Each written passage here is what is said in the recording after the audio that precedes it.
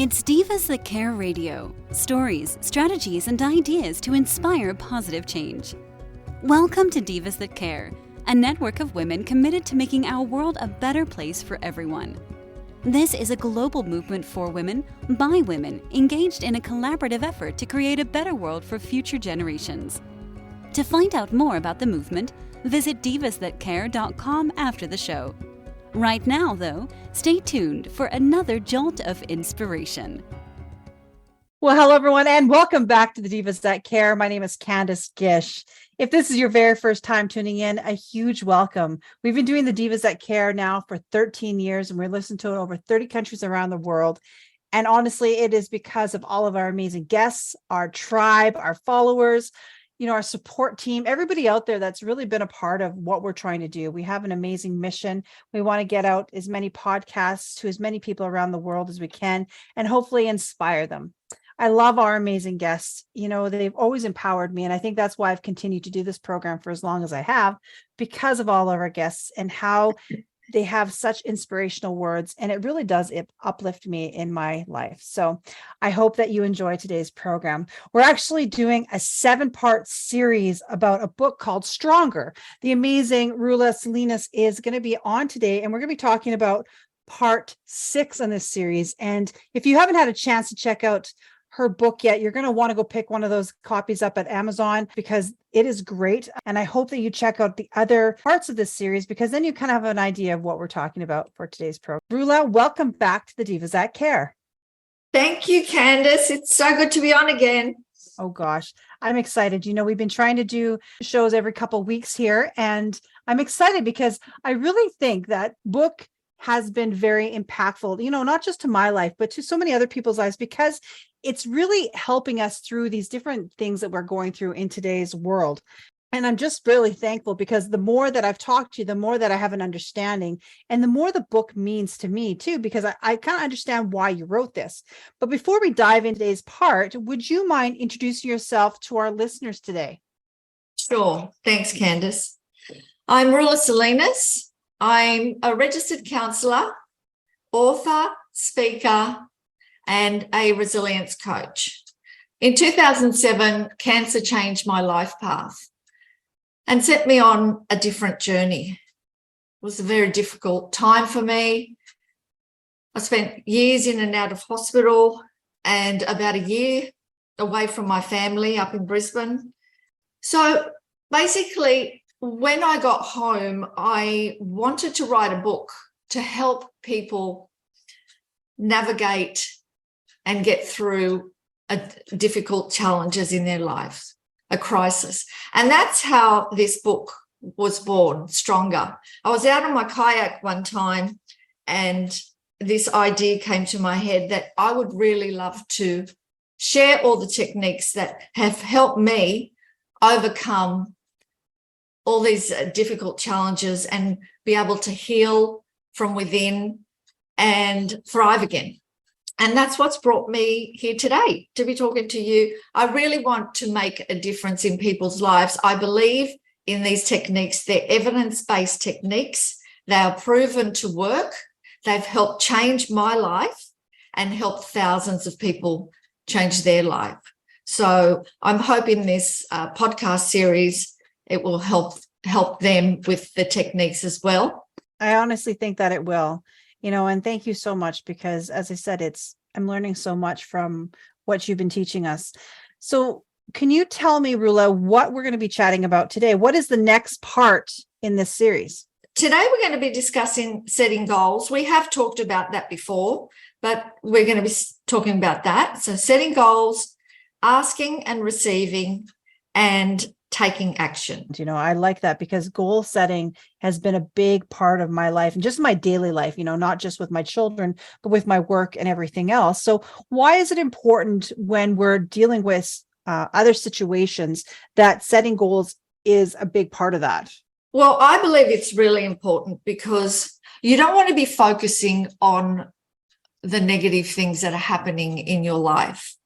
For me, it was really important to be able to focus on what I wanted to achieve, how I wanted to be after the cancer, after I overcame the cancer, what I wanted to be doing. So for me, goals is like having hope. You're creating hope and expectation, and you're becoming excited about the future instead of just focusing on the now of what's happening, which may not be pleasant. So goal setting is always a good thing to do, but I think it's really important when you're going through something that's very challenging.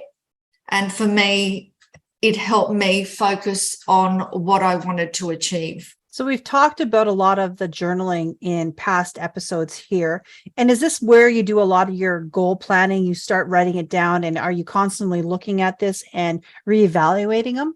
Yes, that's right. So writing it down is really powerful. So just get really clear, and so clarity, what you want to achieve.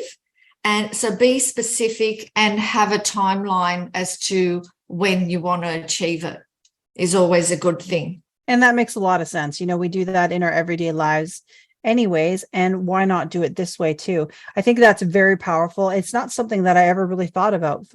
It's really powerful to, when you're going through something like a crisis.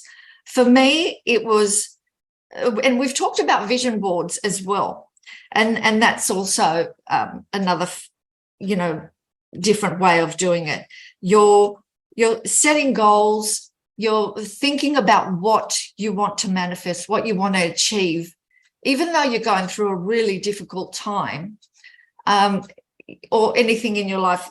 So doing that, when you're doing it, it becomes clearer to you.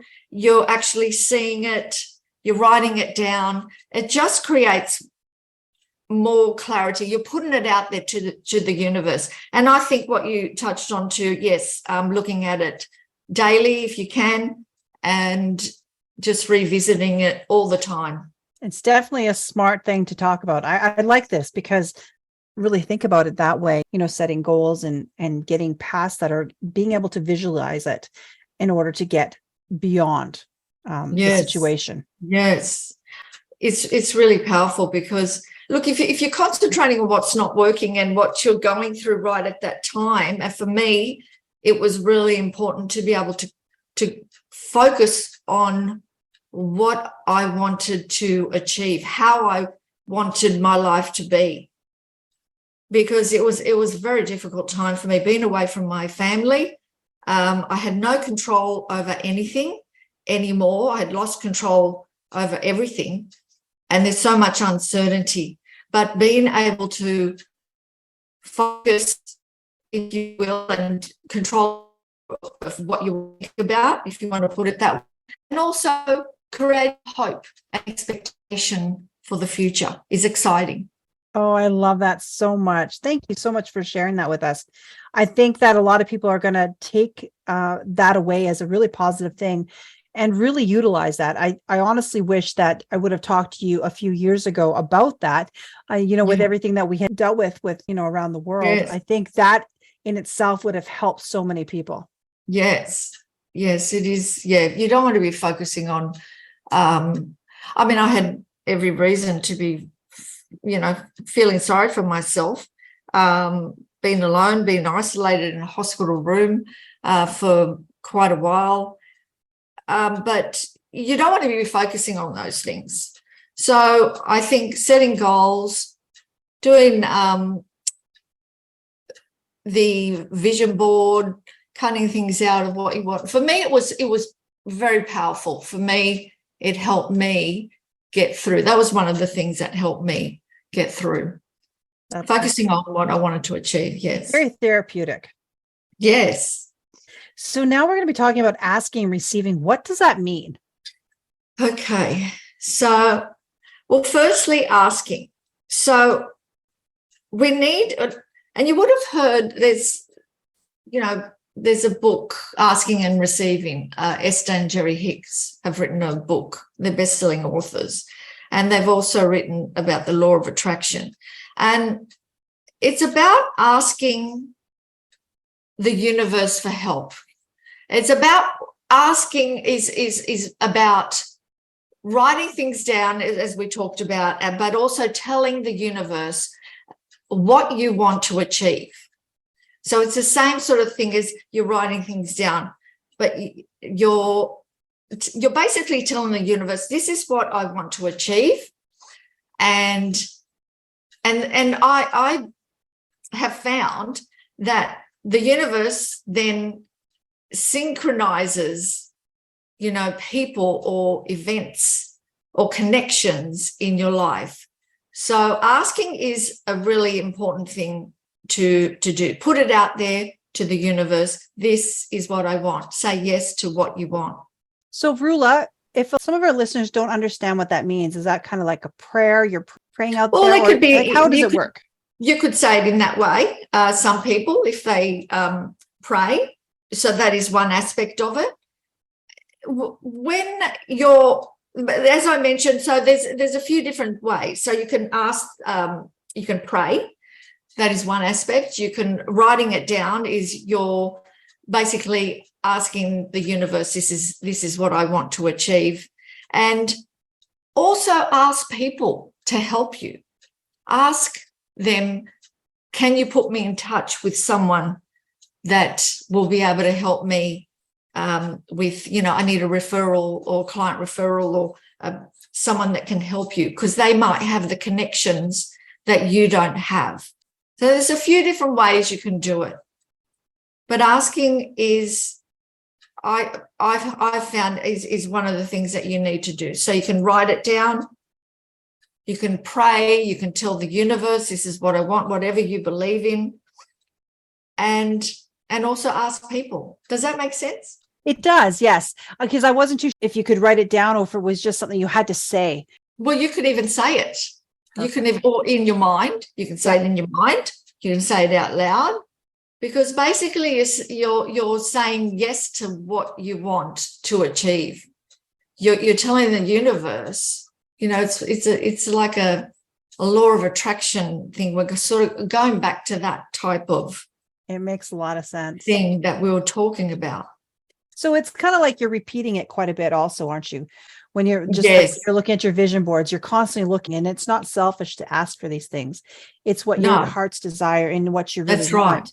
And that's okay. I think a lot of people might think that it's a selfish thing to always to be asking, but I truly believe it's not. I don't believe it's a selfish thing. I mean, we all deserve to be happy. We all deserve to have the things we want in our life, and we all deserve to reach fulfillment and self-actualization.